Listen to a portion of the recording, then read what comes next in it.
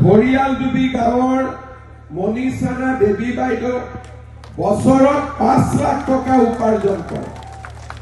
আমাৰ খটখটি ক্লংকাঠাৰ গাঁৱৰ মমতা চৌধুৰী বছৰত 4,80,000 টকা উপাৰ্জন কৰে।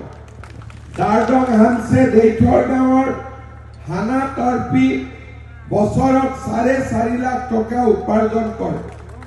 বেইটাৰেং গাঁৱৰ নিৰলা তেৰাংপি 3.5 লাখ, দেওপানী গাঁৱৰ কুমাৰী মুণ্ডা 3.5 লাখ, মৰাক কৰদৈগুৰি